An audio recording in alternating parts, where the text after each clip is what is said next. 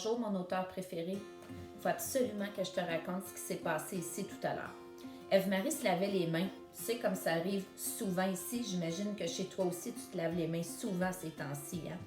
Ève-Marie, elle avait tellement hâte de retourner sur le trampoline dehors pour pratiquer ses sauts de cheerleading qu'elle a fait ça vite, vite, vite. Et là, quand elle est arrivée pour partir, sa sœur a dit « Ève-Marie, il me semble que tu n'as pas eu le temps de chanter Bonne fête 2 fois.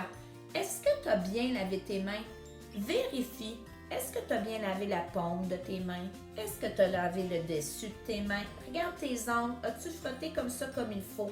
As-tu pensé à frotter entre tes doigts comme ça? » Puis effectivement, Ève-Marie s'est rendue compte qu'elle avait fait ça un peu vite. Elle pensait qu'elle avait terminé, mais en regardant bien comme il faut, elle a vu qu'elle pouvait faire un petit peu mieux certaines choses. Alors, elle a recommencé, elle s'est lavé les mains, elle a lavé les parties qu'elle avait peut-être oubliées, puis après ça, elle a pu aller continuer de s'amuser à l'extérieur.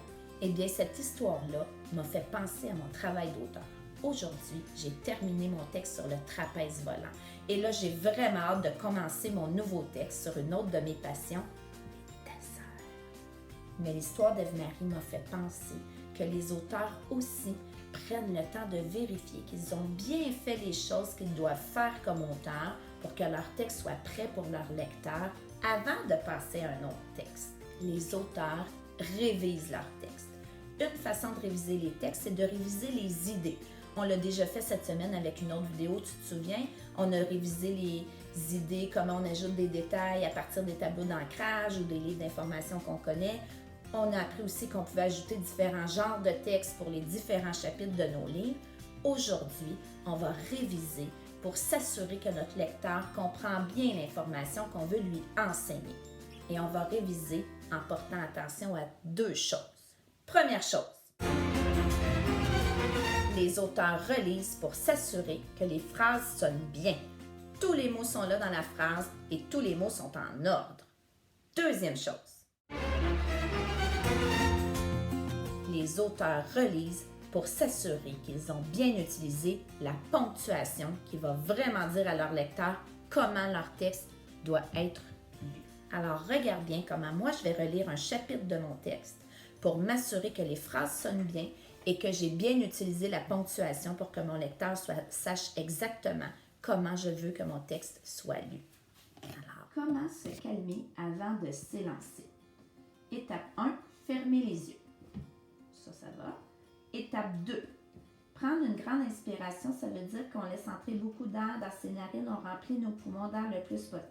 Oh, il me semble que ça fait beaucoup de mots dans cette phrase-là. Je vais relire. Prendre une grande inspiration. Oh, ma voix baissée. Ça veut dire que je veux que mon lecteur fasse une pause ici. Prendre une grande inspiration. Ça veut dire qu'on laisse entrer beaucoup d'air dans ses narines. On remplit nos poumons d'air le plus possible. Ah, peut-être que je pourrais même mettre le plus possible. Oui. Étape 3, expirer. Ça veut dire qu'on laisse sortir l'air. Qu'on doit laisser sortir.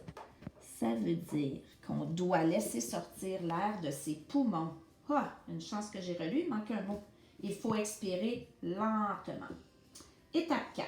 Inspirer et expirer et inspirer et expirer et inspirer et expirer encore. Wow, ça fait beaucoup de « et » ça. C'est vrai, je peux utiliser les virgules à la place. Inspirer, expirer. Inspirer, expirer. Inspirer et expirer encore. Oui, je vais en laisser juste un. Quelques fois, jusqu'à ce qu'on se sente plus calme. Oui. Étape 5, ouvrir les yeux. Ça marche? Étape 6, sourire et s'élancer comme un oiseau dans le ciel. Oh, je pense que je vais mettre un point d'exclamation. Sourire et s'élancer comme un oiseau dans le ciel? Ou sourire et s'élancer comme un oiseau dans le ciel? Oui, comme ça. As-tu vu comment j'ai pris le temps de relire chaque phrase lentement pour m'assurer que mon lecteur comprendrait bien ce que je voulais lui enseigner avec mon texte? Alors maintenant, c'est à ton tour. Choisis le chapitre de ton texte que tu voudrais réviser en premier. peux le choisir maintenant. Tu l'as? Maintenant, prends le temps de relire ton texte lentement pour t'assurer que les phrases sonnent bien parce que tu as mis tous les mots et tous les mots sont en ordre et que tu as bien vérifié la ponctuation pour être sûr que les points sont là et que ce sont les bons points et peut-être même que tu peux vérifier certaines virgules aussi si tu as une énumération. Alors, tu peux appuyer sur pause, prends le temps d'aller réviser ton texte, ton chapitre en le révisant lentement, puis quand tu as terminé, tu reviens. Tu es de retour? Parfait. Maintenant, tu peux continuer à prendre du temps pour travailler sur ton texte aujourd'hui. Est-ce que tu vas passer 10 minutes? 15 minutes? Il y en a qui disent 20 minutes. Est-ce que tu vas continuer un chapitre? Terminer un chapitre? Commencer un nouveau chapitre? Peut-être réviser des chapitres que tu pensais avoir déjà terminés?